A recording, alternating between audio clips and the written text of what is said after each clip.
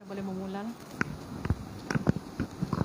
Selamat pagi dan salam sejahtera para hadirin sekalian. Saya Melissa Wong selaku moderator pada hari ini dan bersama dengan saya ialah Ketua Unit Hubungan Awam, Cik Erini Dijo. Boleh Cik Erini memperkenalkan diri? Okey, selamat pagi. Salam sejahtera kepada semua. Terima kasih kepada Cik Moderator kita, Cik Melissa. Saya Cik Erini selaku Ketua Perhubungan Awam Kolej Vocational Matang. Okey, selamat datang semua ke live kami pagi hari ini. Okey, untuk makluman para hadirin sekalian, hari ini kita akan menjawab semua soalan lazim yang sering diajukan berkenaan pengemilan pelajar baharu Kolej Vocational Matang bagi tahun 2022. Para hadirin digalakkan untuk menanyakan soalan di ruangan komen FB dan soalan akan dijawab sepanjang forum ini berlangsung. Okey, baiklah, untuk memulakan forum kita pada hari ini, izinkan saya mengajukan soalan yang pertama kepada Cik Erini. Apakah syarat-syarat pengemilan kemasukan ke Kolej Vocational? Okey, terima kasih Cik Melissa. Syarat-syarat umum kemasukan adalah yang pertama mestilah warga negara Malaysia. Untuk makluman semua, maksudnya pemegang kad pengenalan warga negara Malaysia. Bersekolah di sekolah menengah kerajaan, sekolah menengah bantuan kerajaan di bawah kelolaan KPM pada tahun 2021 ataupun tahun semasa, menduduki pentaksiran kemasukan sekolah khusus KPM iaitu PKSK. Kemudian haruslah menduduki pentaksiran bilik darjah PBD, pentaksiran aktiviti jasmani sukan dan co-curriculum PAJSK dan pentaksiran psikometrik PPSI. Kemudian yang kelima, kita nak pelajar kita sihat tubuh badan lah. Dan yang seterusnya, tiada kecederaan ataupun sejarah penyakit. Sebab mereka ni kan lebih banyak amali kan. Jadi kita kalau boleh kita nak yang sihat tubuh badan. Tidak rabun warna ataupun buta.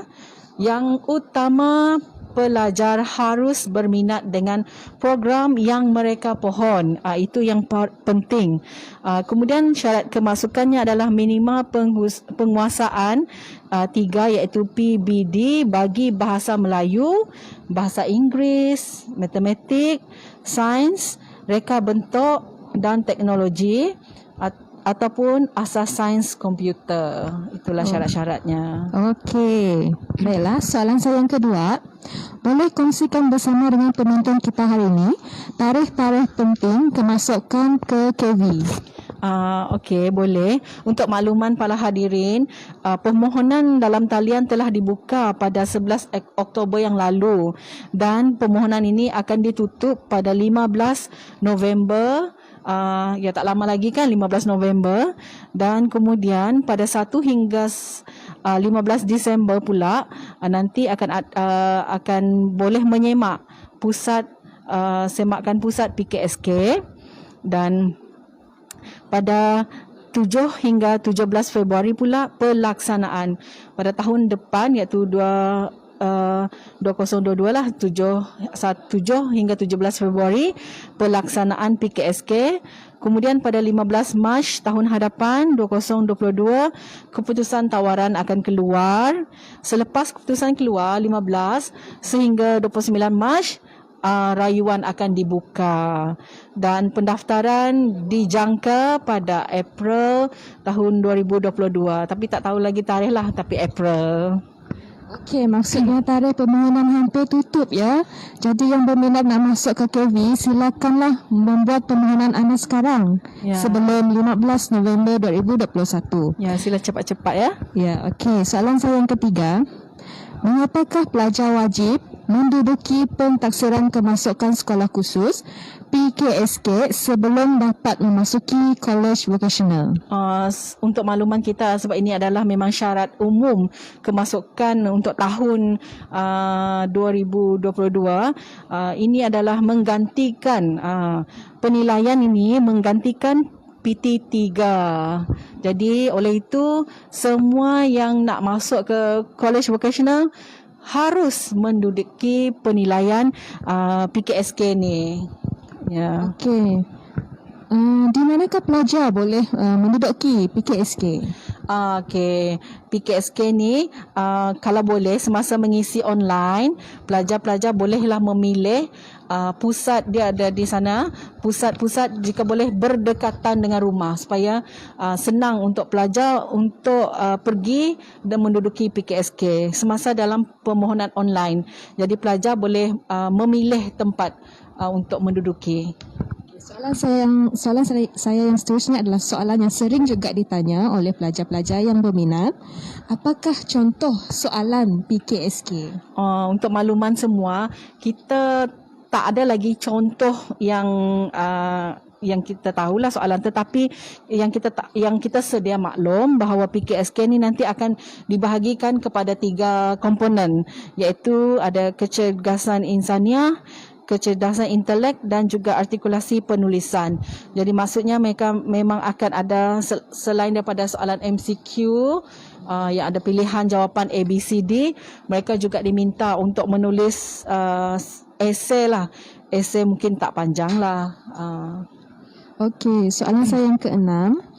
Bagi pelajar yang tidak terpilih bagi kemasukan ke KV tetapi teringin belajar di KV, apa yang boleh dilakukan oleh pelajar tersebut? Okey, jadi apabila dah menyemak, dah keluar nanti, bila nampak tak ditawarkan, jangan sedih. Okey, rayuan dibuka pada 15 hingga 29 hari bulan Mac tahun 2022 dan pada masa itulah sila isi rayuan.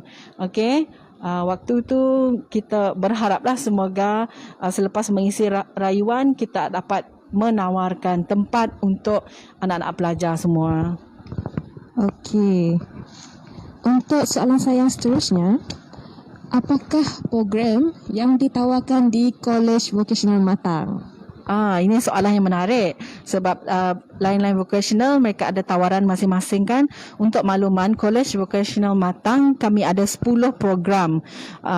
Yang pertama adalah program elektrik dan elektronik. Elektrik ni memang kita tahulah pelajar kita ramai alumni kita yang telah menjadi engineer pun ada dekat SEB ya. Elektronik pula adalah bidang ni adalah seperti membaiki komponen-komponen kecil seperti handphone, TV dan sebagainya. Dan kita ada juga teknologi mekanikal dan pembuatan di mana dipecahkan kepada teknologi otomotif. Yang ini bagi yang berminat dengan kereta, enjin, okey.